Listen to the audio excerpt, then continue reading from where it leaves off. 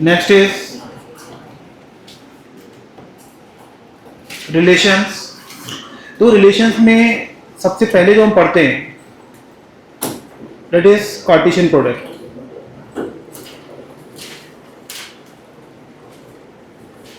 Cartesian product क्या होता है? दो सेट्स हैं मेरे पास, two sets A and B. मान लो मैंने ए को ले लिया 1 2 3, बी को ले लिया ए और बी। तो ए क्रॉस बी में क्या होता है कि आप ए और बी के सेट्स की ऑर्डर पेयर बनाते हैं। फर्स्ट एलिमेंट ए से लेंगे, सेकंड कहां से लेंगे आप? बी से। तो 1 की मैपिंग ए से हुई, 1 की मैपिंग बी से हुई, 2 की मैपिंग ए से हुई, 2 की मैपिंग बी से हुई, 3 की मैपिंग ए से हुई, 3 की मैपिंग बी से हुई। ये आ गया ए क्रॉस। तो basically A cross B is a set of ordered pair of A B where A will come from A and B will come from B, set B. समझ में आया क्या? तो और यहां पे हम दूसरा होता है कि n of a, if n of a is p, n of b is q, then n of a cross b is pq। ये होता है हमारे पास, ये आ गया। ठीक है ना? अब हम बात करते हैं रिलेशंस की। अगर हम रिलेशंस की बात करें यहाँ पर, ये तो कार्टेशियन प्रोडक्ट है जो हमारे काम आता है। बस सिंपल मैपिंग करनी होती है सेट ए और सेट बी के एलिमेंट्स की। जब हम रिलेशंस की बात करते हैं तो रिलेशंस कैसे लिखते हैं? आर का मतलब is relation, A to B का मतलब from set A to set B. यहाँ पे जो लिखते हैं हम लोग, यहाँ लिखते हैं रूल, रिलेशन का रूल। और यहाँ बताते हैं कि सेट ए किस सेट से आ रहा है और बी किस सेट से आ रहा है। जैसे मैंने लिख दिया A belongs to A, B belongs to capital B, या मैं लिख दूँ A B belongs to N, natural number के सेट से आ रहे हैं। या एक तरीका और होता है, R is a set of A comma B comma then again rule, जो रिलेशन का रूल होगा वो डिफाइन होगा, फिर सेट की मैपिंग होगी कि कौन सा एलिमेंट किस सेट से आ रहा है। समझना क्या मतलब है इसका? जैसे मैंने आपको दिया हुआ है R is any relation of ordered pair A to B where A is equal to B square, A belongs to A, B belongs to B, और सेट A दिया हुआ है आपको 1 2 3 से लेके 10, B दिया हुआ है सेट 1 2 3 से लेके 9। ठीक है, ये दिया हुआ है आपको। तो यहाँ पे हम देखो, जब हम रिलेशन की बात करेंगे तो इसमें कौन कौन से आएंगे? 1 क्या कौन सा मैप होगा? 1। B1 लेंगे, B2 लेंगे तो कितना आएगा? 4 4 2, और फिर क्या आएगा? 9 3। ये आएगा। क्लियर है क्या? ये 3 एलिमेंट आएंगे जो इस रिलेशन रूल को फॉलो कर रहे हैं। तो relation will be a set of these 3 ordered pairs. इसमें जो डोमेन होती है, जो बाद में लिखाऊंगा भी आप लोगों को, डोमेन होती है पहले ऑर्डर्ड पेयर के पहले एलिमेंट का सेट। ऑर्डर्ड पेयर के पहले एलिमेंट का सेट तो कौन कौन से आ गए? 1 4 9। रेंज होती है ऑर्डर्ड पेयर के सेकंड एलिमेंट का सेट। और कोडोमेन जो होती है, ये 3 टर्म्स आपके फंक्शन में भी काम आएंगी। कोडोमेन अगर रिलेशन ए से बी डिफाइंड है, रिलेशन कहां से कहां डिफाइंड है? तो बी सेट को कोडोमेन बोलते हैं, पूरा सेट बी। तो ये जो 1 2 3 से लेकर 9 है, ये पूरा कोडोमेन है। इसमें हमेशा ध्यान रखना, जो रेंज होती है, range is a subset of codomain. Range is a subset of codomain, वो हमेशा कोडोमेन के अंदर ही आती है। इसी में हम बात करें, इसमें एक स्टेटमेंट और आती है, if a relation is defined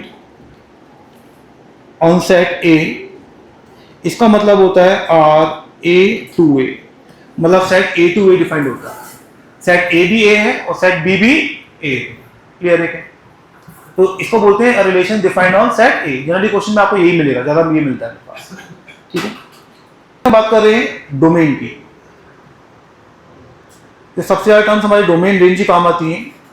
तो डोमेन क्या है? इट इज, जो मैं आपको बोला था, it is a set of first element of ordered pairs in relation set. या उसके बाद हम बात करते हैं रेंज। रेंज है मेरे पास, it is the set of second element of ordered pair in relation set। ठीक है, तीसरा आता है मेरे पास रेंज, फिर नॉट रेंज, कोडोमेन।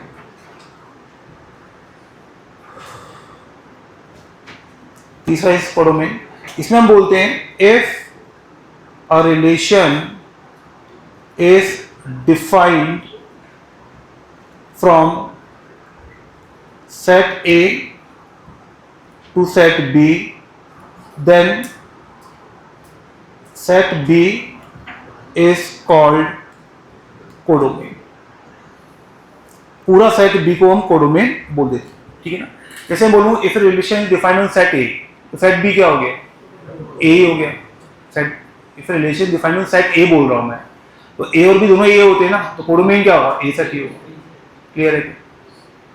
यहाँ देखिए आप, अगर हम बात करें B इंटरसेक्शन C की, B इंटरसेक्शन C क्या आएगा, केवल 1, तो A cross B intersection C ये क्या आ गया, 3 1 4 1 6 1। अगर मैं डोमेन की बात करूंगा तो डोमेन क्या आ गई, 3 4 6। रेंज की बात करूंगा तो रेंज क्या आ गई, केवल 1। कोडोमेन की बात करेंगे नहीं यहाँ पे हम, set A to set B define नहीं है। 2 में क्या पूछ रहा है, A cross B cross C। A cross B cross C मतलब क्या आ गया, सारे एलिमेंट मैप करने हैं आपको 3 सेट्स में, तो 1 4 6 1 4 8, उसके बाद 1 5 6 1 5 8, फिर 2 4 6 2 4 8, फिर 2 5 6 एंड 2 5 8। क्लियर है क्या। अगला क्वेश्चन, इससे कोई फर्क नहीं पड़ता कॉमन एलिमेंट्स है या नहीं है। फॉर एग्जांपल मैंने A ले लिया 1 2 3 और B ले लिया 2 3 5। आप देखें यहाँ पे n of A intersection B कितना आ रहा है, 2 आ रहा है।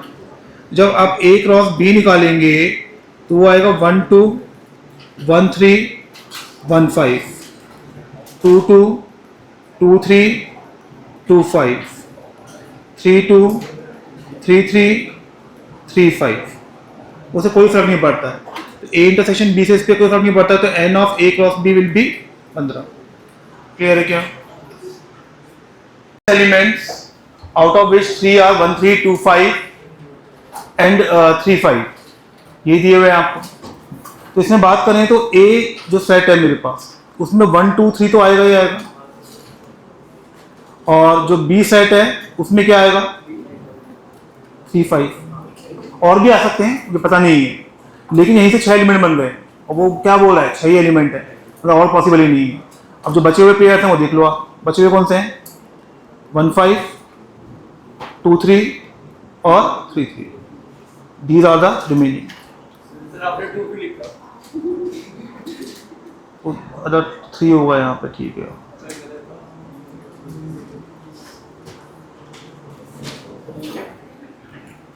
Question number 5. If A is given as 1 2 3 7, B is given as 3 6, then find relation such that A or B, A less than B। अगर मैं बोल रहा हूँ A less than B है तो रिलेशन में क्या क्या आएगा, 1 के साथ में 3, 1 के साथ में 6, 2 के साथ में 3, 2 के साथ में 6, 3 के साथ में 6, बस और कुछ नहीं आएगा। तो इसकी डोमेन की बात करें अपन यहाँ पे, डोमेन वो क्या आ रही है, 1 2 3, और रेंज क्या आ रहा है, 3 6। Range is 3 6 and this will be equal to codomain. यही कोडोमेन है यहाँ पर, तो यहाँ इस केस में रेंज और कोडोमेन क्या आ गई है, बराबर। क्वेश्चन नंबर 6, 1 से 10 है, R be relation on A x + 2y is 10। तो यहाँ पे अपन ने y को 1 लिया, x कितना आ रहा है, 8, तो 8, 1। y को 2 लिया तो 6, 6, 2। y को 3 लिया तो 4, y को 4 लिया तो 2। These are the elements. तो डोमेन क्या आ गई मेरे पास, 2 4 6 एंड 8। और रेंज क्या आ गई 1 2 3 4। कोडोमेन क्या होगा पूरा सेट ए 1 से 10, क्योंकि ए टू ए डिफाइंड है ये। क्लियर है क्या? आपको बोले सर यहाँ पे आपने y की वैल्यू 5 क्यों नहीं ली? अब y 5 ले लेंगे, x कितना आ जाएगा 0, जो सेट में बिलोंग नहीं कर रहा है। तो आपके जो x और y हैं वो दोनों सेट में बिलोंग करनी चाहिए। ऐसा एलिमेंट नहीं ले सकते आप तो सेट को बिलोंग नहीं करता है। आपको बोले सर y को 0 ले लें, y 0 है ही नहीं यहाँ पर। जो x और y है 1 से 10 के बीच में, तो आपको जो भी एलिमेंट लेने वो इसके बीच में ही लेने आप। क्वेश्चन नंबर 7 में बात करें हम यहाँ पे, तो x जो होगा कंपोजिट नंबर लेस देन 10, तो वो कौन से आएंगे 4 6 8 9, ये आ गया। तो रिलेशन जो बनेगा मेरे पास 4 लिया तो 12, 18, 6 लिया तो 18, 38, और 8 लिया तो 24, 66, 9 लिया तो 27, 83। These are elements. Clear है क्या?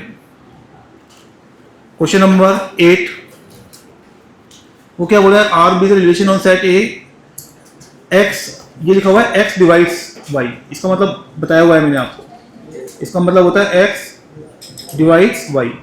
तो रिलेशन में बात करें हमारे पास कौन कौन सा आएगा 2, 2, 2, 4, 2, 6, 2, 8, 3, 3, 6, 3, 9, फिर 4, 4, 4, 8, 5, 5, 6, 6, 7, 7, 8, 8 and 9, 9।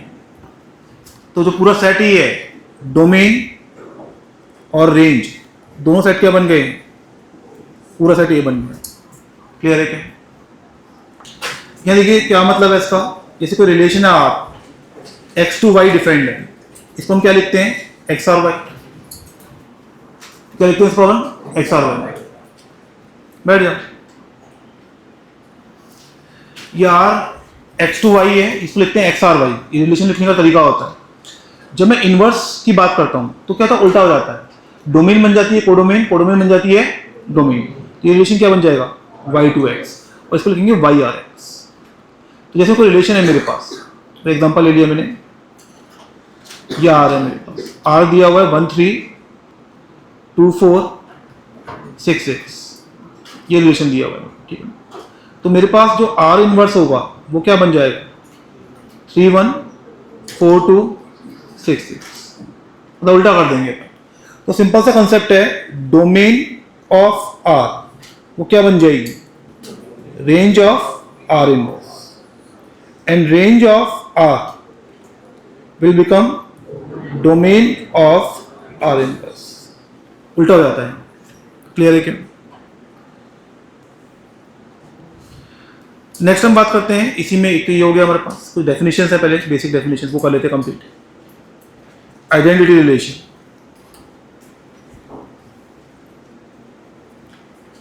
if each and every element of set A is mapped to itself only, her element किससे मैप हो रहा है। जैसे मान लो मैंने कोई एग्जांपल लिया कि कोई भी एक सेट ले लिया A, इसमें एलिमेंट है 1 2 3। अगर इसको आइडेंटिटी रिलेशन बनना है तो रिलेशन सेट में क्या आना चाहिए 1 1 2 2 and 3 3। Every element to is map to itself. y बराबर x, y बराबर x क्या होता है आइडेंटिटी, जो x डालेंगे वही y मिलेगा। इसमें और कोई एलिमेंट नहीं आना चाहिए। जैसे इसमें मान लो 1 4 आया 1 3 आया था तो ये आइडेंटिटी नहीं होता। आइडेंटिटी का मतलब हर एलिमेंट की मैपिंग खुद से, उसके अलावा एलिमेंट नहीं आना चाहिए। ठीक है, तो जैसे मैं लिखता हूं यहाँ पे, मैंने लिखा यहाँ पे आई ए, इसका मतलब होता है identity relation defined on set ए। जो सबस्क्रिप्ट में लिखा होता है वो उसका सेट होता है। जैसे मैं लिख दूं आई एन, इसका मतलब क्या होगा identity relation defined on set of natural numbers, set of natural number. इसको हम बोलते हैं एफ एक्स बराबर x. This is identity relation. Clear है क्या? नेक्स्ट हम बात करते हैं universal relation. Universal relation, universal में क्या होता है, जैसे अपने पास कोई भी सेट ए है, उसमें मैक्सिमम एलिमेंट्स कौन कौन से आ सकते हैं? कोई भी सेट ए है, इसको रिलेशन डिफाइन किया है, तो उसमें मैक्सिमम एलिमेंट कौन कौन से आ सकते हैं बताइए? Relation will always be subset of A cross ए। तो मैक्सिमम एलिमेंट क्या आ सकते हैं? ए क्रॉस ए आ सकते हैं। ए क्रॉस ए की मैपिंग होगी सारी, और relation will always be subset of A cross ए। ये हमेशा होता है, ये तो इन जनरल ट्रू होता है कि रिलेशन में जो भी एलिमेंट आएंगे वो ए क्रॉस ए से ही आएंगे। तो अगर आर ए क्रॉस ए के बराबर हो गया, सारे एलिमेंट आ गए, तो उसे क्या बोल देंगे? यूनिवर्सल। और एक होता है मेरे पास एम्प्टी और वाइड रिलेशन। ये नाम से समझ में आ रहा है क्या होगा? रिलेशन बराबर कितना होगा? Null set. क्या होगा? Null set. क्लियर है क्या? इसमें दिया हुआ है if a relation is defined on set ए। तो हम बेसिकली करते तो बहुत सारे, लेकिन मेन जो जेईई के सिलेबस में वो 3 है, रिफ्लेक्सिव, सिमेट्रिक एंड ट्रांजिटिव। एक एंटी सिमेट्रिक भी होता है, वो भी पढ़ा दूंगा बाद में, लेकिन अभी पहले ये समझ लो एक बार जो मैं बता रहा हूँ आपको।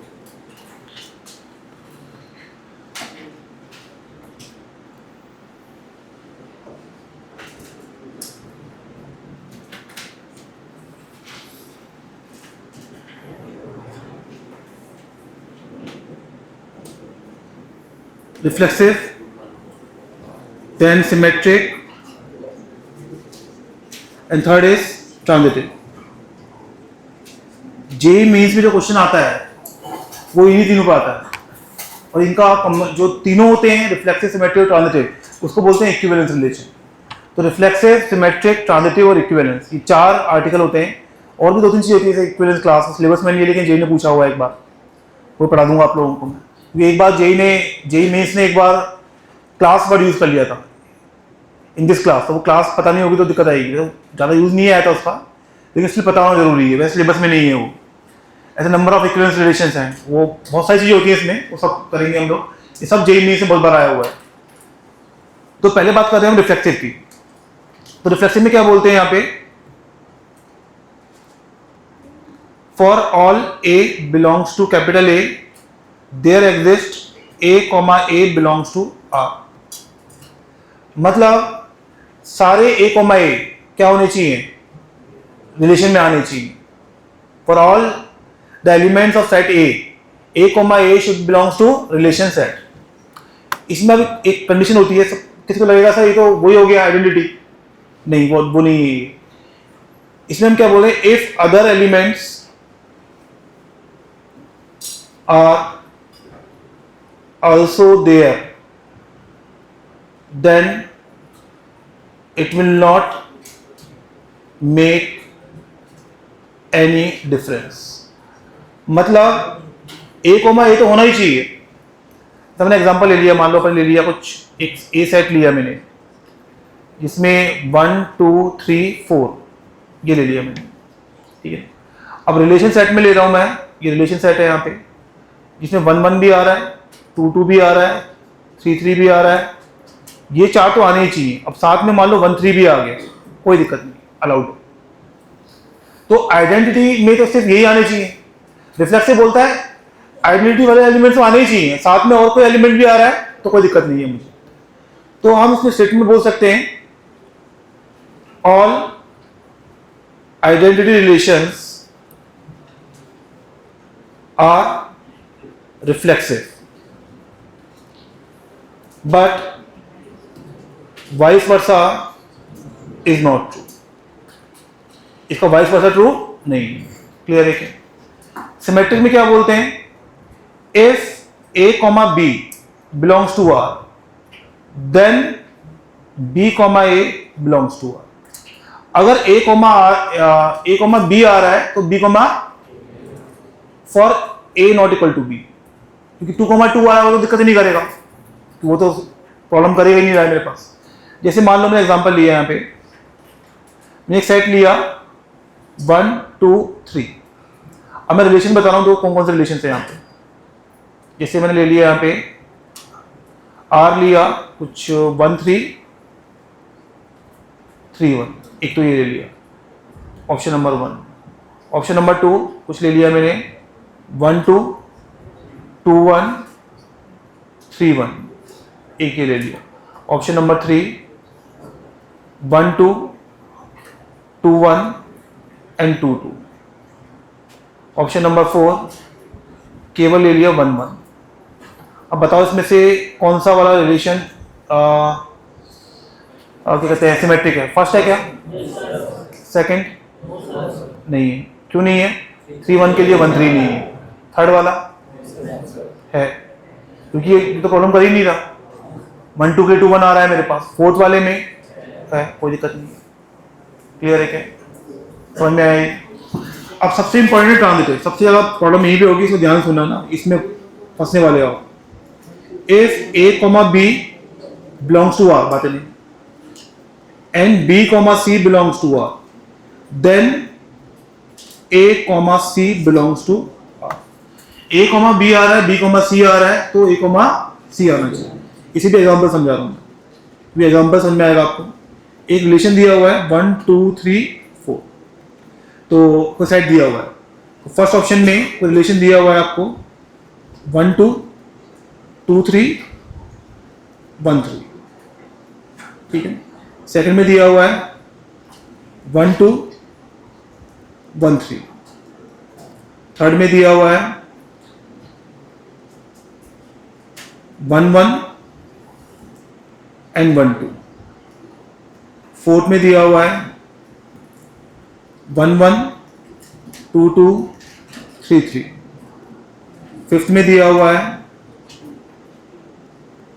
1 2 3 1 2 3। ये आ गया मेरे पास। अब बताओ पहला वाला ट्रांजिटिव है क्या? 1 2 2 3 के लिए 1 3 आ रहा है, ठीक है, चलो इसको मान लेते हैं।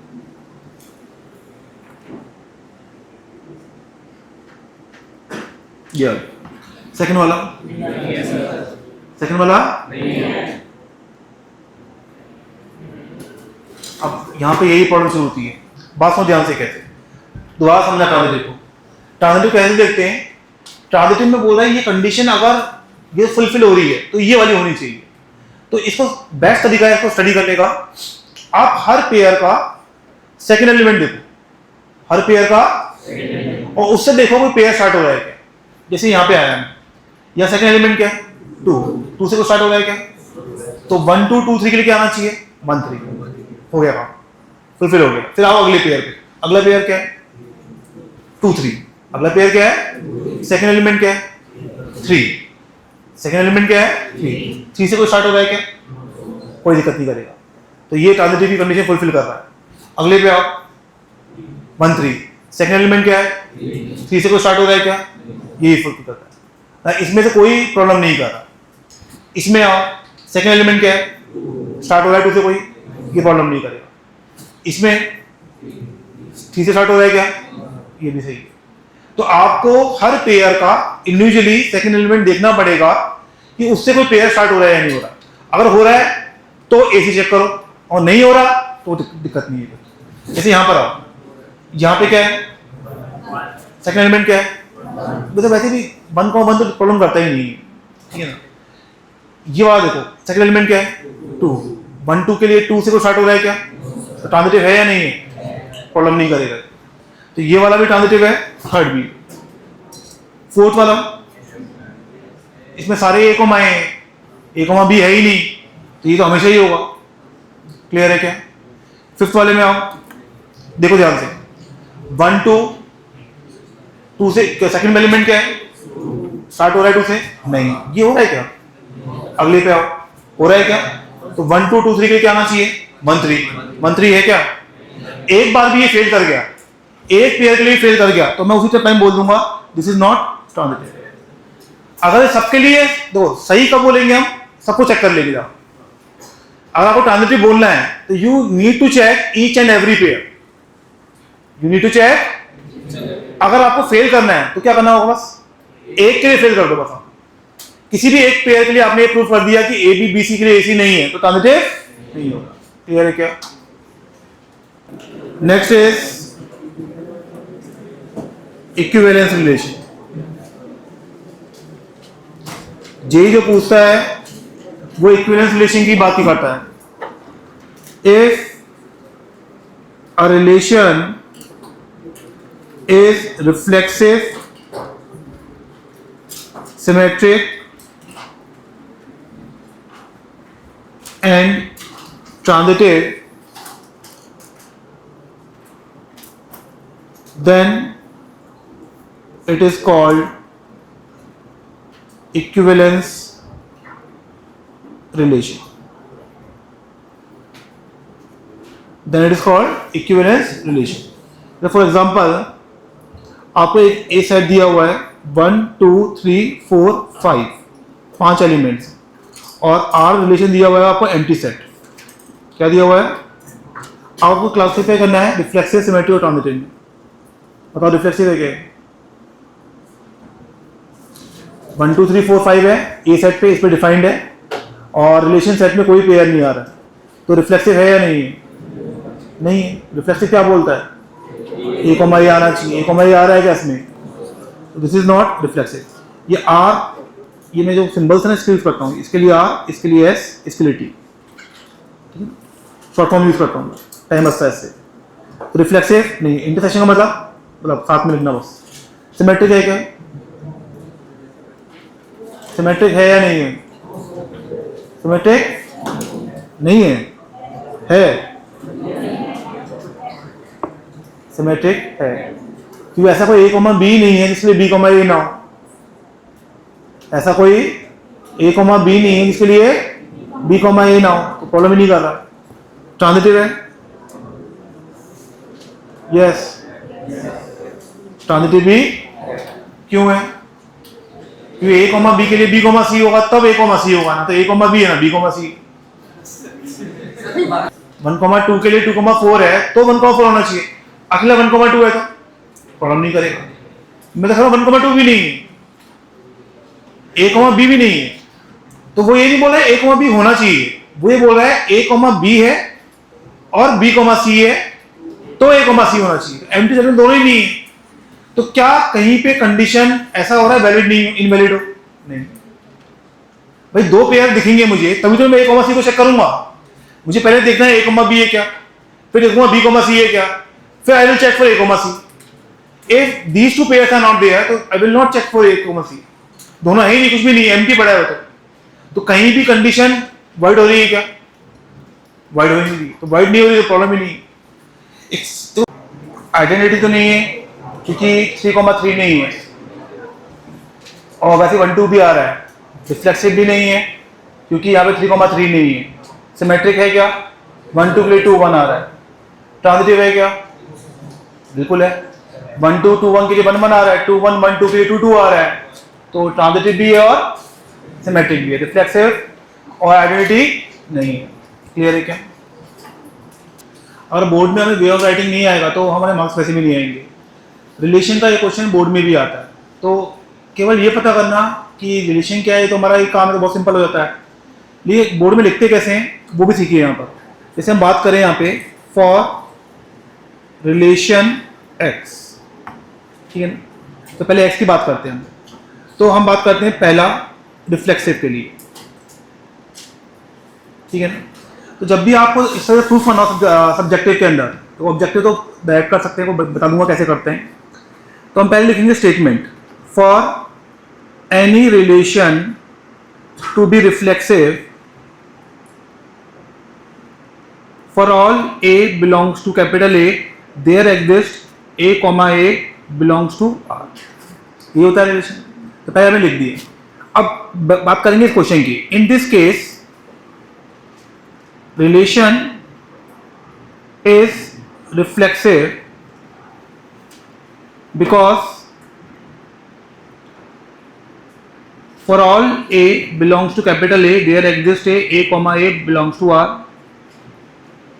as every line is parallel to itself, क्योंकि वो यही बोल रहे हैं कि एक्स और वाई में रिलेशन ये है कि X is parallel to Y, तो ए कोमा ए आएगा क्योंकि because A is parallel to A, every line is parallel to itself, तो ये रिलेशन क्या हो गया, रिफ्लेक्स है। अब हम बात करते हैं सिमेट्रिक के लिए। सिमेट्रिक के लिए हम क्या बोलते हैं, if A comma B belongs to R then B comma A belongs to R. In this case if a comma b belongs to R, then line A is parallel to line B, then line B is also parallel to line A, so B comma A belongs to R। तो क्या हो गया, symmetric. अब तीसरे बात करते हैं हम ट्रांजिटिव के लिए। पहले ट्रांजिटिव की कंडीशन लिख दो। Transitive, if A comma B belongs to R and B comma C belongs to R, then A comma C belongs to R. तो हम क्या बोलेंगे, if A comma B belongs to R then line A and B are parallel. If B comma C belongs to R, then line B and C are parallel. ये होगा। अगर A B से parallel है, B C से parallel है, hence A is parallel to C. So A comma C belongs to R. तो ये relation क्या हो गया, इक्विवेलेंस। क्या हो गया, इक्विवेलेंस। अब सेम जब हम उसमें बात करेंगे परपेंडिकुलर के लिए, तो हम क्या बोलेंगे, जैसे मान लो अब y की बात करते हैं, ठीक है ना, ले लिया अपन ने फॉर रिलेशन y। अब इसी को अपन कॉपी कर लेते हैं।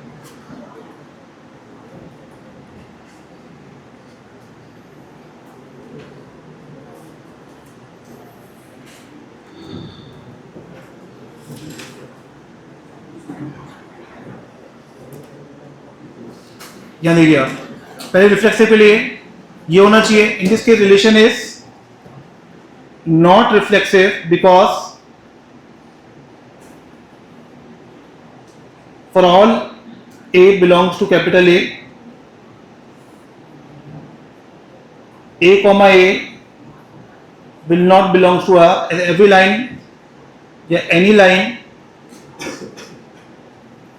Is not perpendicular to itself, कोई लाइन खुद को परपेंडिकुलर नहीं होती।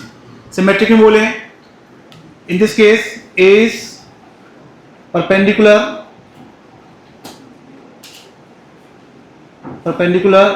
To line B, and line B is also perpendicular to line A. अब ट्रांजिटिव की बात करें, ए and B are perpendicular, B and C are perpendicular, hence A is parallel to C, so A comma C will not belongs to R। तो ये relation क्या होगा, only symmetric. तो आपको ऐसे लैंग्वेज में पूरा लिखना पड़ेगा वहां पे, अगर आपने बोर्ड में नहीं लिखा तो वो हम जब जेई की बात करते हैं तो डायरेक्टली कर लेते हैं, लेकिन बोर्ड्स में पूरा लिखना पड़ता है, स्ट्रक्चर बना के, इसके मार्क्स होते हैं। तो बोर्ड में 12th में आप ये ध्यान दीजिएगा, बातें नहीं है। रिफ्लेक्सिव की बात करें तो रिफ्लेक्सिव तो नहीं होगा, क्यों नहीं होगा, any person can not be brother of himself, possible ही नहीं है। तो अब हम बात कर रहे हैं सिमेट्रिक की। आप सिमेट्रिक बोल रहे हैं कि A is a brother of B, तो B is a brother of, मैंने लिख लिया A comma B belongs to R, जहां पे A बॉय है और B गर्ल है, तो क्या B कॉमा A आएगा क्या, नहीं आएगा। बी कॉमा ए कि B is a sister of A. Clear है क्या? देखते हैं ट्रांजिटिव है या नहीं। अब ट्रांजिटिव की बात करें यहाँ पे, A comma B belongs to R means A is brother of B. तो ए तो जो भी होगा बॉय होगा। B comma C belongs to R, इसका मतलब B is brother of C. तो बी क्या है? बॉय। सी कुछ भी हो, तो अगर ए बी का भाई है और बी सी का भाई है तो A comma C belongs to R. A is brother of C. अभी डिपेंड नहीं करता कि सी गर्ल है या बॉय है। और यही एक्सप्लेनेशन मोस्टली जगह दिया हुआ है, और लेकिन ये भी गलत है बुक्स में, या इवन मोस्टली फैकल्टी यही पढ़ाती है। अगर मैं इसका एग्जांपल लेता हूँ तो कंट्रोडिक्ट कर रहा है। If A comma B belongs to R,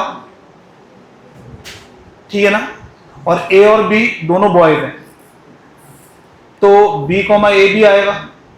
तो ए कॉमा बी और बी कॉमा ए के लिए क्या आना चाहिए? A comma A and B comma B, जो आ नहीं सकता। ए कॉमा बी और बी कॉमा ए के लिए अगर एक ए और बी दोनों ब्रदर हैं और दोनों बॉयज हैं, तो ए कॉमा बी के लिए बी कॉमा ए भी आएगा।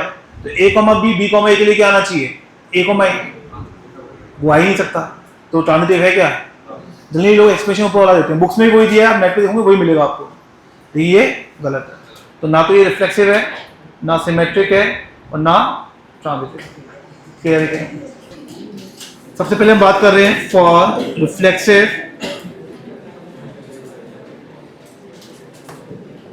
तो रिफ्लेक्सिव क्या बोलते हैं हम लोग? For all A belongs to A there exist A comma A belongs to R. तो if a comma a belongs to R in this case, then a minus a should be a multiple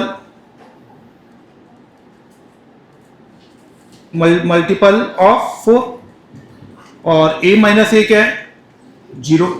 तो 0 is multiple of 4। इसका मतलब पहले case में तो reflexive हो गया। अब दूसरे केस में बात करते हैं सिमेट्रिक के लिए। सिमेट्रिक की बात करें तो if a comma B belongs to R, then a minus B बराबर कितना आ गया? 4 कॉमा ए। तो b माइनस ए का मॉड भी कितना होगा? 4 के। तो b comma A belongs to R. तो ये क्या हो गया? सिमेट्रिक हो गया, नहीं हो गया? अब बात करते हैं ट्रांजिटिव के लिए। ट्रांजिटिव की बात करें, if a comma B belongs to R and B comma C belongs to R, इसका मतलब A माइनस B का mod equal to 4k1, B minus C का मॉड इक्वल टू 4k2। तो A माइनस B कितना आ गया? Plus minus 4k1, B minus C equal to plus minus 4k2। तो दोनों को ऐड कर दिया तो A माइनस C कितना आ गया? 4 कॉमन निकाला, plus minus k1 plus minus k2, ये आ रहा है। तो ये A comma C belongs to R। Clear है क्या? क्योंकि any number is factor of itself. Symmetric होगा क्या? नहीं। जैसे 2,4 है, ये तो R में आएगा, लेकिन 4,2 R में नहीं आएगा। 2 is a factor of 4, 4,2 is not a factor of, तो सिमेट्रिक नहीं है।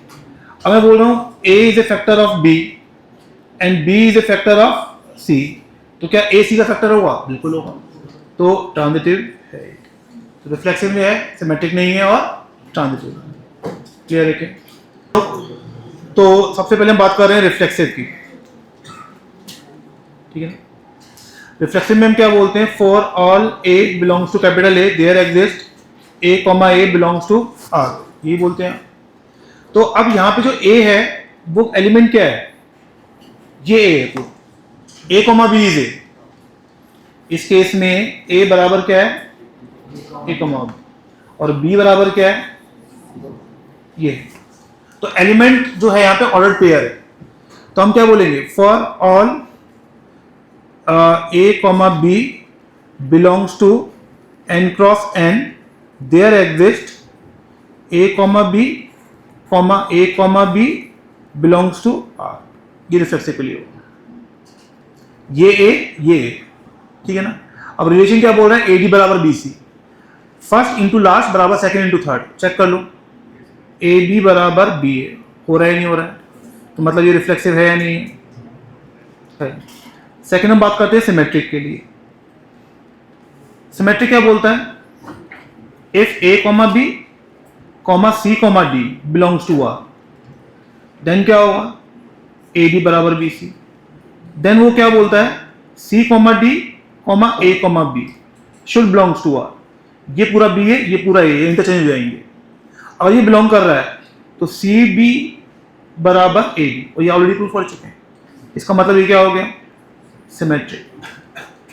इसमें ऑर्डर पेयर में काम करना होता है। तीसरा, अगर मैं बोल रहा हूं ट्रांजिटिव, अगर मैं क्या बोल रहा हूं? ट्रांजिटिव। ट्रांजिटिव में क्या बोलते हैं हम लोग? If A comma B comma C comma D belongs to R and C comma D comma E comma F belongs to R, then A comma B comma E comma F belongs to R. तो यहां से आ गया ए D बराबर B सी, यहां से आ गया C F बराबर D, और यहां से हमें क्या प्रूफ करना है? ए एफ बराबर बी। दोनों को मल्टीप्लाई कर दो, इनको मल्टीप्लाई कर दिया आपने तो ए डी सी एफ बराबर बी सी डी। सी कैंसिल हुआ, डी कैंसिल हुआ, तो क्या आ गया? ए एफ बराबर बी। तो रिलेशन क्या आ गया? ट्रांजिटिव। क्लियर है क्या? इक्विवेलेंस क्लास, पैसे बोलते हैं, डेफिनेशन साथ में लिख लीजिएगा। Equivalence class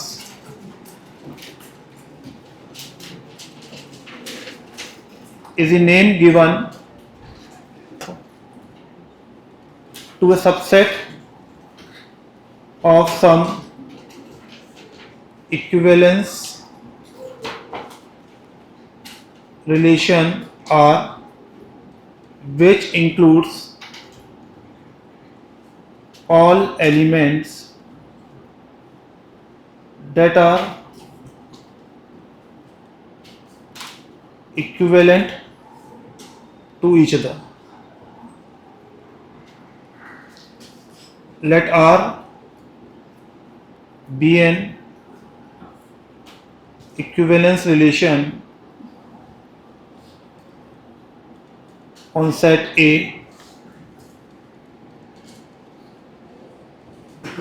then set of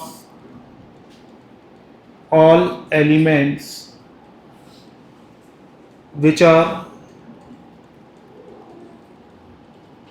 related to an element X of set A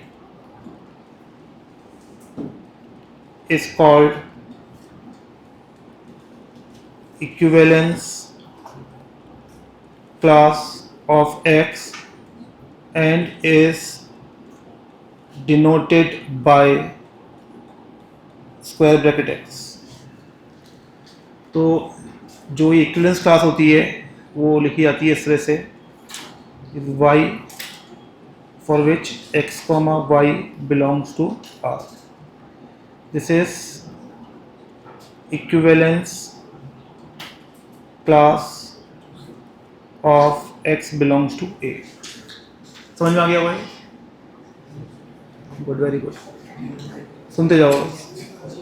एक क्वेश्चन लेते हैं। Let A is 1 2 3 4 5, let R is defined on set A और R रिलेशन है A, B, A plus B is even।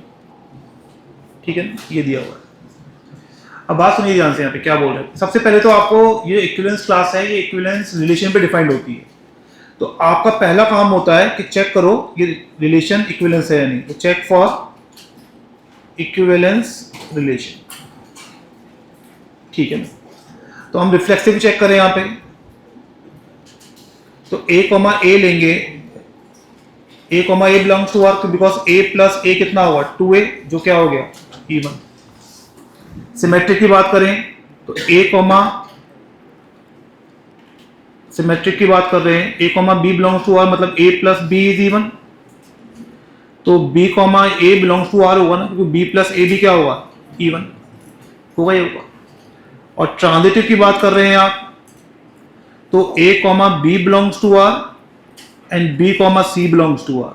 तो a plus B ये कितना हो गया 2k1, b प्लस सी कितना हो गया 2k2, दोनों को ऐड कर दो तो a plus C plus 2b equal to कितना आ गया twice of k1 plus k2। तो a प्लस सी कितना आ गया twice of k1 plus k2 minus b। तो a प्लस सी भी क्या आ रहा है even, means a comma C belongs to r।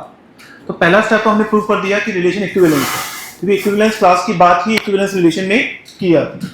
अब समझना क्लास का मतलब क्या होता है। जैसे मैं क्या कर रहा हूँ, इसमें हर एलिमेंट का हम बात करते हैं इसकी क्लास क्या होगी। जैसे मैंने लिखा यहाँ पे 1, तो 1 के साथ कौन कौन मैपिंग करेगा। जैसे 1,1 ले लें तो मैपिंग कर रहे हैं 1 + 1 कितना है E1, 1 के साथ 3 लें तो 5 लें तो इसकी क्लास में कौन कौन से एलिमेंट आ रहे हैं 135। और ये जो एलिमेंट्स इसमें आते हैं, जो क्लास में एलिमेंट आते हैं, वो आपस में सब खुद से मैपिंग करते हैं। जैसे 1 के साथ 3 की मैपिंग होगी, 3 के साथ 5 की मैपिंग होगी, 5 की 3 के साथ में होगी, 3 की 1 के साथ में होगी, 3 की 3 के साथ में भी होगी। तो हर एलिमेंट खुद से मैपिंग या सारे एलिमेंट से मैपिंग करता है, रिलेशन सेट में आता है, तो वो सी क्लास होती है। तो अगर ऐसा नहीं हुआ तो वो क्लास नहीं कहलाती। जैसे मैं बोलूं what is equivalence class of 2 and 4, clear है। इक्विवेलेंस क्लास ऑफ 3 फिर से 1 3 5, equivalence class of 4 2 and 4, equivalence class of 5 1 3 5। तो जो इक्विवेलेंस क्लास में एलिमेंट आते हैं, किसी भी एलिमेंट की इक्विवेलेंस क्लास होती है, वो सारे एलिमेंट खुद से मैपिंग करते हैं, तो सारे एलिमेंट से मैपिंग करते हैं वो उसी क्लास में होते हैं, उससे भी करेंगे और आपस में भी करेंगे। तो वही लिखा हुआ है ऊपर, पढ़ो आप। The set of all elements which are related to element x on set A is called equivalence। तो सारे इससे रिलेशन बना रहे हैं। तो 1 के साथ 1 भी कर रहा है, 3 भी कर रहा है और 5 भी कर रहा है, that is equivalence class of 1। तो 1 के साथ में ये सारे तीनों एलिमेंट क्या कर रहे हैं, रिलेशन बना रहे हैं। क्या कर रहे हैं, 3 के साथ में 1 3 5 बना रहे हैं, तो वो सी इक्विवेलेंस क्लास हो गई, ठीक है ना। इसे हम क्या बोले, any element out of 1 3 5 can be chosen as a representative of the equivalence class of 1 3 5। 1 का भी यही इक्विवेलेंस था, 3 की भी यही है, 5 की भी यही है, ठीक है ना। तो इसमें से आप किसी भी एलिमेंट को आप पिक कर सकते हैं, किसी भी एलिमेंट को आप पिक कर सकते हैं। मतलब इसको आप 1 भी बोल सकते हैं इसके बराबर, 3 के बराबर भी बोल सकते हैं और 5 भी। तो कोई भी एलिमेंट पिक करके आप बोल सकते हैं इक्विवेलेंस क्लास का रिप्रेजेंटेटिव वो है, तो फर्क नहीं पड़ता उससे, क्लियर है क्या। अब इसमें आपने नोटिस करा हो, जो इक्विवेलेंस क्लास की बात करते हैं, इसकी प्रॉपर्टीज की बात करूं मैं यहाँ पे, प्रॉपर्टीज ऑफ इक्विवेलेंस क्लास।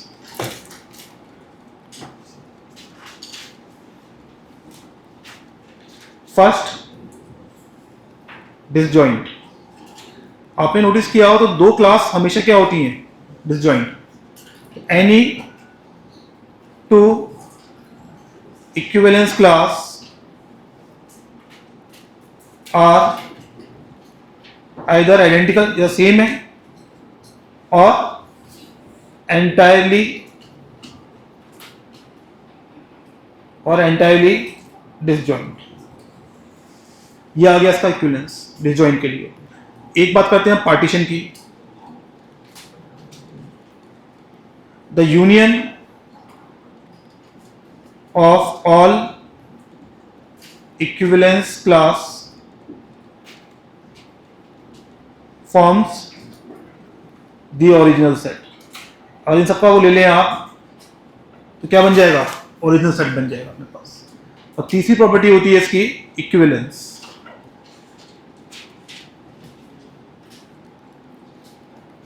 ये क्या होता है, an element within the same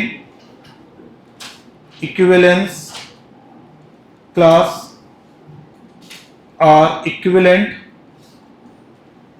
to each other and no element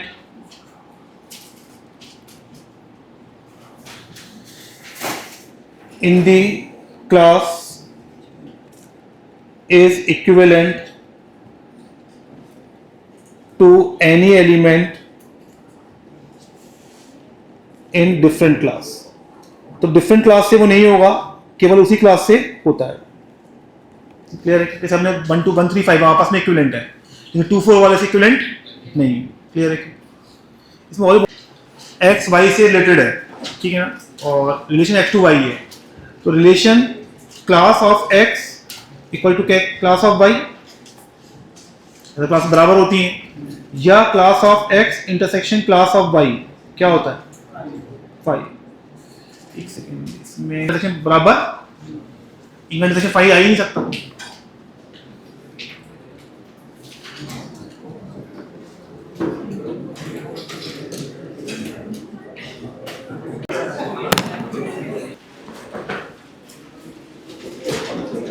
If R is an equivalence relation, then its inverse is also an equivalence relation.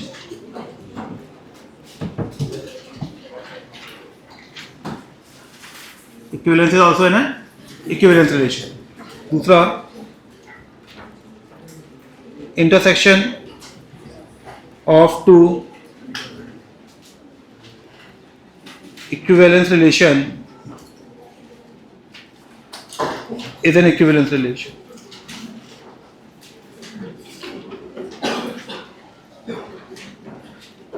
Union of two equivalence relation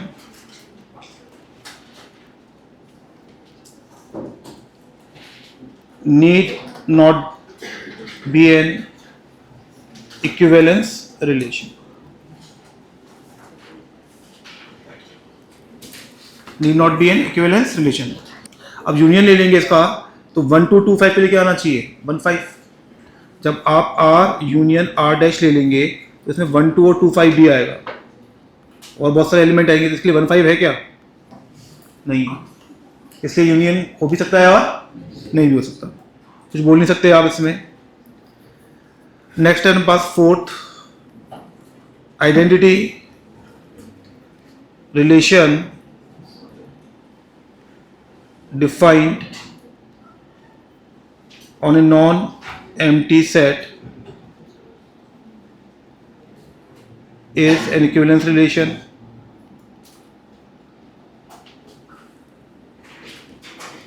Similarly, universal relation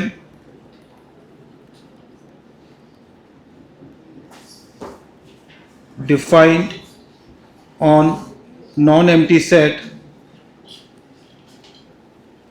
is an equivalence relation. ये property है generally क्या कई बार test में या exam में पूछ लेते हैं कई बार, तो पता होना चाहिए, वहाँ पे सोच नहीं पाएंगे अपन इसको.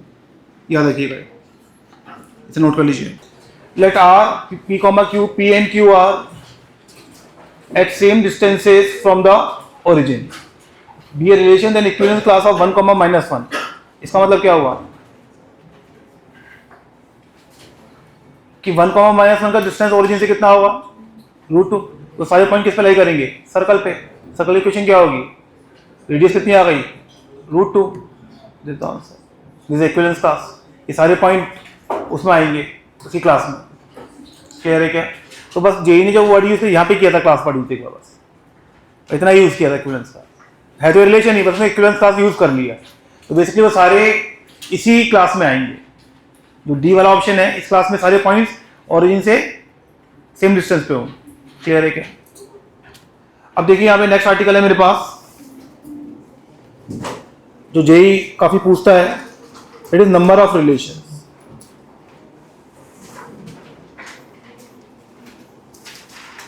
नंबर ऑफ रिलेशंस की बात करें तो जैसे मान लिया मैंने, if a relation is defined on set ए और आपको n ऑफ a दिया हुआ है n, तो नंबर ऑफ सबसेट्स कितने होंगे इसके? 2 की power n। Number of subsets कितने होंगे आपके पास? 2 की पावर n। ये आएगा आपके पास। तो जो रिलेशन है मेरे पास, जैसे मान लिया मैंने, अब रिलेशन है मेरे पास R A to B, ठीक है। Number of subsets is number of relations, ये नंबर ऑफ रिलेशंस होगा मेरे पास, ये आएगा। अब A to B है और मैं बोल रहा हूं n of A is P and n of B is Q, तो n of A cross B कितना होगा? PQ। तो R is a subset of A cross B, तो number of relations will be equal to number of subsets of A cross B, और वो कितने आ गए? 2 की पावर PQ। तो हम बोल सकते हैं number of relations will be equal to 2 की पावर PQ। ये होगा। क्लियर है क्या यहां तक? ये आ गया मेरे पास। और जैसे हमने बात की थी अभी यहां पे कि if a relation is defined on set A वाला, n of A is n, R is defined from where to where? A to A। तो रिलेशन है subset of A cross A। A में कितने एलिमेंट आ गए? 1 2 3 से लेके n, तो n of A cross A कितने आएंगे? n square. तो total number of relations, total number of relations कितने होंगे? 2 की पावर n स्क्वायर। ये हुआ मेरे पास, ये आ गया मेरे पास। अब मैं जब मैं A क्रॉस A की बात करता हूं यहां पे, कि जो A क्रॉस A बनेगा मेरे पास, वो क्या बनेगा? 1,1 1,2 1,3 से लेके 1,n, फिर 2,1 2,2 2,3 से लेके 2,n, फिर 3,1 3,2 अप टू लास्ट में आएगा मेरे पास n,1 n,2 से लेके n,n। ये बनेगा मेरे पास, ये ग्रिड बनेगी, ये n स्क्वायर एलिमेंट आने वाले हैं। अब मैं सिर्फ दो, बहुत सारे क्वेश्चन बनते हैं इसमें। अगर मैं आपसे पहला पूछता number of reflexive relations, number of reflexive relations वो कितने होंगे? n होंगे। बहुत बढ़िया। डायगोनल वाले तो आएंगे रिफ्लेक्सिव में, उसके अलावा कितने बचे? n square minus n। Diagonal तो आएगा कि 1,1 तो आता ही है a, total n square element diagonal वाले आने चाहिए। बचे कितने? n square minus n। वो आएंगे या नहीं आएंगे? हर एलिमेंट के बाद कितनी चॉइस? 2। तो कितना आ गया? 2 की पावर n स्क्वायर माइनस 2 की power n square minus n। दोबारा बोल रहा हूँ, डायगोनल में कितने एलिमेंट है? n। वो तो मस्ट है, आने ही आना है। उसके अलावा कितने बचे? n square minus n। हर एलिमेंट के बाद कितनी चॉइस? 2। पहले के बाद 2, दूसरे के बाद 2, टोटल एलिमेंट कितने हैं? n square minus n। अगर मैं बोल रहा हूं number of symmetric relations, symmetric relations में क्या होता है? अब मुझे बताइए, अब मैं सिमेट्रिक की बात कर रहा हूं मेरे पास, तो टोटल एलिमेंट्स कितने आएंगे इसमें? कितने आ सकते हैं भाई? अगर मैं पहले बात करूं, देखो कितने एलिमेंट्स का चॉइस है? यहां पे सिर्फ इसके पास चॉइस है, यहां पे इन दोनों के पास चॉइस है, यहां पे इन तीनों के पास चॉइस है, यहां पे n के पास चॉइस है। तो नीचे वाला अपना बच जाएगा। नीचे वाला तो पहले कॉलम में 1, दूसरे में 2, फिर 3 से लेके n, तो कितने एलिमेंट्स आ गए? ये आ भी सकते हैं यहां। तो कितना आंसर आ गया? 2 की power n into n plus 1/2। Clear है क्या? अगर मैं आपसे पूछूं तीसरा, number of reflexive and symmetric, number of reflexive and symmetric, diagonal तो आएगा। अब ऊपर वाला ट्रायंगल आ जाएगा, नीचे वाला। तो ऊपर वाले ट्रायंगल में कितने एलिमेंट होते हैं? n square minus n/2, n square minus 2 की power n square minus n/2। Clear है क्या? Fourth, number of reflexive symmetric but not transitive, ठीक है ना, ट्रांजिटिव नहीं होना चाहिए, इसमें हो सकता है कुछ ट्रांजिटिव बन जाए, तो वो कैसे आएंगे, नंबर ऑफ इक्विवेलेंस, नहीं सॉरी, 2 की power n square minus n by 2 total relations है जो रिफ्लेक्सिव सिमेट्रिक है, इसमें से वो माइनस कर देंगे, ट्रांजिटिव वाले हैं, वो माइनस कौन से हो जाएंगे, इक्विवेलेंस।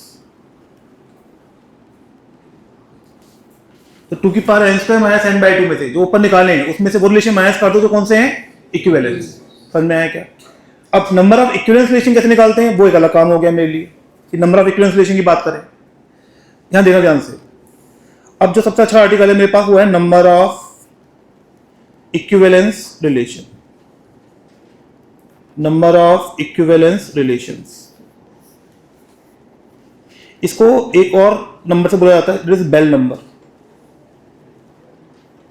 क्या बोलते हैं इसको, bell number.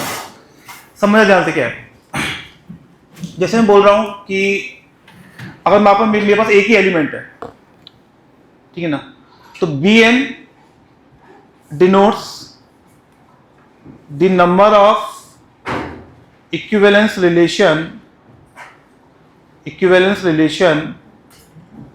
if set has n elements।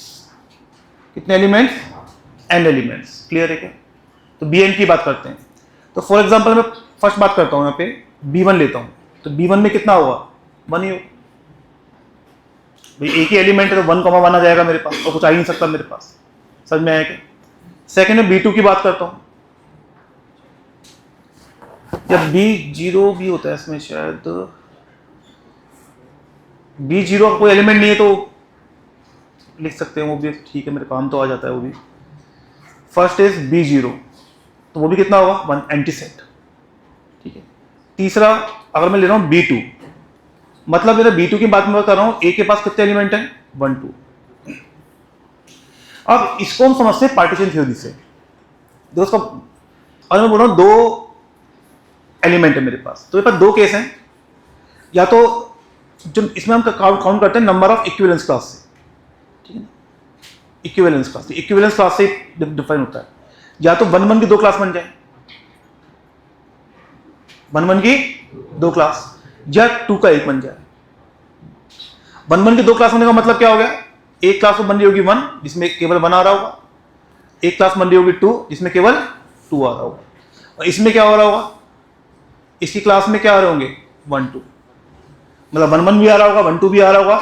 तो मैं इसका एग्जांपल समझूं तो पहला केस तो होगा केवल 1 1 2 2, ये वाला क्लास, और ये 1 2 का मतलब क्या है, ये दूसरा केस है, इसमें 1 1 भी आ रहा है, 2 2 भी आ रहा है, 1 2 भी आ रहा है, और 2 1 भी आ रहा है। These are 2 equivalence class। तो जितने तरह से आप पार्टीशन कर सकते हैं वो आपका आंसर होता है।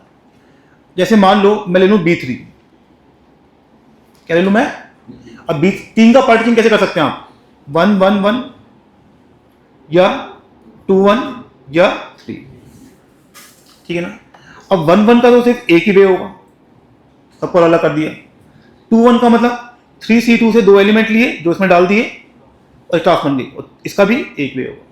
तो 1 + 3 + 1 कितने आ गए, 5 वेज। कितने आ गए, 5 वेज। तो मैं काउंट कराता हूं, जैसे पहला वाला केस है ये वाला 1 1 वाला, इसमें तो क्या होगा 1 1 2 2 3 3, एक तो ये बन गया रिलेशन। 2 1 वाले में क्या होगा, मतलब जैसे एक क्लास तो होगी ये वाली 1 2 वाली, और एक होगी 3 वाली, अलग अलग होंगे, एक क्लास तो ये वाली होगी, एक क्लास ये वाली होगी, ये होगी ना।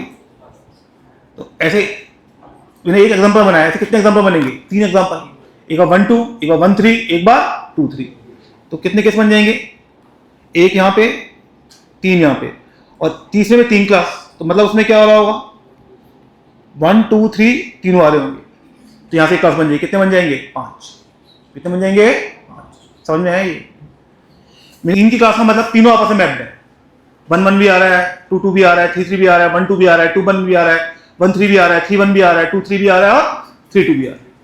जैसे मैं बात करूं फोर्थ में ले लेता हूं, मान लो B4, अब B4 में कितने पार्टीशन हो सकते हैं? एक एक एक हो गए, और 3 एक, और 2 2, और 2 1 1। उसके अलावा तो बचा है कुछ और? बस हो गया 4 वाला। और कोई बचा है क्या? ये बचे। इससे कितने केस बनेंगे? इस वाले के 4C3, इस वाले के 4C2/2, 3 केस बनेंगे ना। फिर अरे 4 के 2 ग्रुप बनाने तो 4 factorial by 2 factorial by 2 factorial by 2 factorial ना। अरे है नहीं है। यहाँ पे कितने बनेंगे? 4C2, और 2 डालने यहाँ पर। यहाँ पे कितने बनेंगे? 1 ऐड कर दो। 4 1 5, 5 और 3 8, 8 6 14 और 1 15। तो 4 एलिमेंट्स पे नंबर ऑफ इक्विलिब्रियम कितने होते हैं? 15। कितने होते हैं? 15। यदि 6 भी निकालना चाहे 6 भी निकाल सकते हैं, 5 भी निकाल सकते हैं। निकाल लेते हैं, काम करते हैं, वो भी निकाल लेते हैं अपने B5। क्या क्या हुआ? 1 1 1 1, फिर 4 1, फिर 3 2, फिर 3 1 1, फिर 2 2 1, फिर 2 1 1 और 5। इस वाले के नंबर ऑफ वेज 1, इस वाले के, इस वाले के, इस वाले के, इस वाले के 5 factorial by 2 factorial by 2 factorial by 1 factorial by 2 factorial. इसके 5C2, इसके 1, ये 5 10 10, और ये कितना आ गया? 15 10 और 1 जोड़ कितने आ रहे हैं? 52। कितना आ गया? 52। ऐसे निकाले जाते हैं इक्विवेलेंस रिलेशन। क्लियर है क्या? अब इसी के लिए एक होती है बेल टेबल। अगर मान लो ये निकालने से बचना चाह रहे हो तो थोड़ा टाइम हम बचा सकते हैं। जैसे यहाँ पे हमने क्या लिया, यहाँ ले लिया हमने n, तो यहाँ पे लेके बैठ जाओ 1 2 3 4 5 6। जितने बेल नंबर का निकालना है आपको, 1 के आगे 1, ठीक है ना। अब जो इसका लास्ट नंबर है ऊपर वाली टेबल का, ऊपर वाली रो का जो लास्ट नंबर है उसको यहाँ लिख के बैठ जाओ। भाई ऊपर वाली रो में लास्ट कौन है? 1। उसको इसके आगे लिख दो। इसका जो लास्ट आएगा वो यहाँ पे आ जाएगा, जो इसका लास्ट आएगा वो नीचे आ जाएगा। आगे अब क्या होता है, इसके बाद इन दोनों का सम, इन दोनों का सम कितना आ रहा है? वो यहाँ लिख दो 2। अब लास्ट नंबर क्या है? 2 यहाँ लिख के बैठ जाओ। अब इन दोनों का सम बताओ कितना आएगा? इन दोनों का सम कितना आएगा? 5। ये लिख दे बैठ जाओ। अब यहाँ पे कितना आया? 5 5 यहाँ लिख दो। इन दोनों का सम, इन दोनों का सम, इन दोनों का सम 15 ही आ गया। अब 15 यहाँ लिख के बैठ जाओ। इन दोनों का सम 20, फिर 27, फिर आ गया यहाँ पे, फिर 52, फिर कितना आ गया? 67 87 114, उसके बाद 151, फिर 203। तो 6 तक का तो बेल नंबर को याद होना चाहिए। क्लियर है क्या? समझ में आया क्या? और निकाल तो मैंने आपको निकालना भी सिखा दिया, टेबल भी सिखा दी। इसका एक और होता है प्रूफ, कि इसका ये एक रिकर्शन फार्मूला भी होता है इसका, ठीक है। अब मैं बात कर रहा हूँ, 3 होते हैं इसके। लोग जनरली बस ये वाला, आप जैसे देखेंगे किसी भी नोट्स में सिर्फ टेबल दिखा देते हैं लोग, वो पार्टीशन वाला को बताता ही नहीं है। और ये रिकर्शन फार्मूला भी जनरली नहीं मिलेगा आपको बस ये टेबल सिखा देते हैं, इसे याद कर लो। कैसे आया मैंने आपको मैथमेटिकली समझाया है, ये कैसे निकल रहा है। ये रिकर्शन फार्मूला क्या होता है मेरे पास? Recursion formula is b of n+1 is sigma k 0 से n nc k b of k। जैसे b5 निकालना है, ठीक है। ये फॉर्मूला आपके पास कुछ लिखिए, ड्राइव भी कर दूंगा, पहले समझो पहले इसको क्या है। फॉर एग्जांपल मुझे निकालना है b5 या b6 निकालना है, मानो 4 टाइम, ठीक है ना। ये b6 निकालना है मुझे, तो b6 कितना होगा मेरे पास? सिग्मा k 0 से 5 5c के b के, ये आएगा। अभी कितना आ गया? 5c0 b0, 5c1 b1, 5c2 B2, 5C3 B3, 5C4 B4 and 5C5 B5। यह है।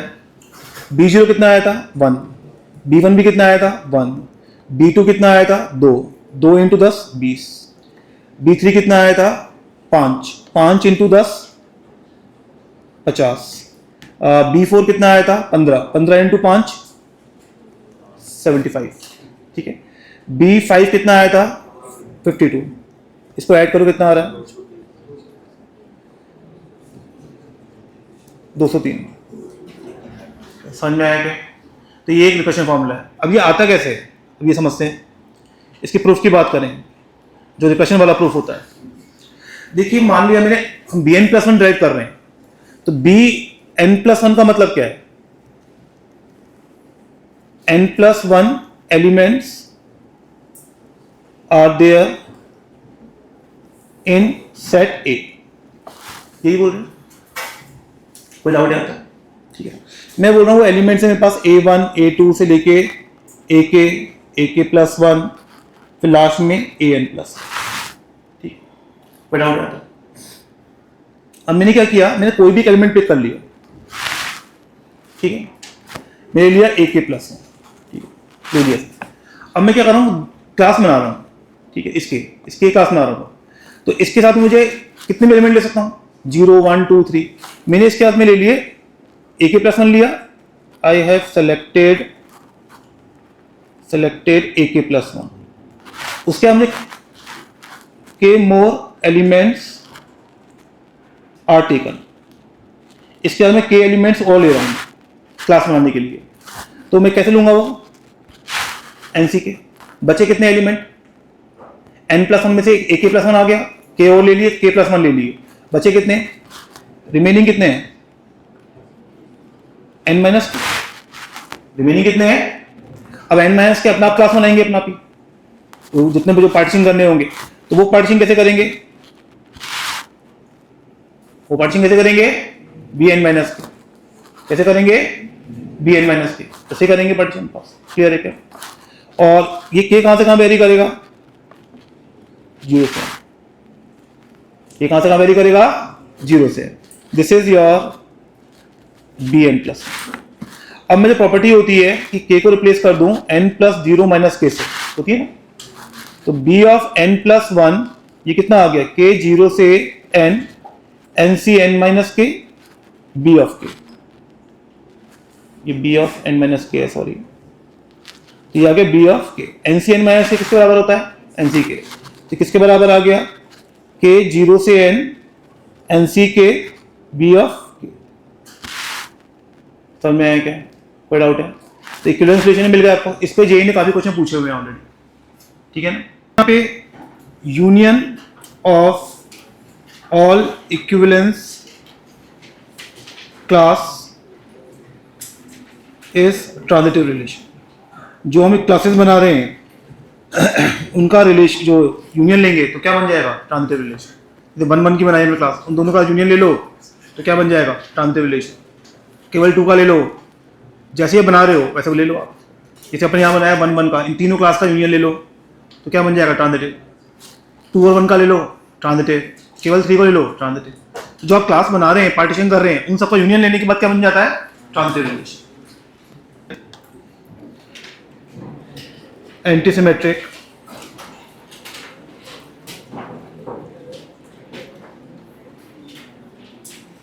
इसमें क्या बोलते हैं? If A, B belongs to R then B, A should not belongs to R। ठीक है ना? या ये बोले if A, B belongs to R and B, A belongs to R and relation is antisymmetric. वो बोल रहा है एंटीसिमेट्रिक है, वो एक ही कंडीशन है, क्या होगी? A बराबर क्या हो? B। और A not equal to B हुआ तो एंटीसिमेट्रिक नहीं होगा। क्लियर है क्या?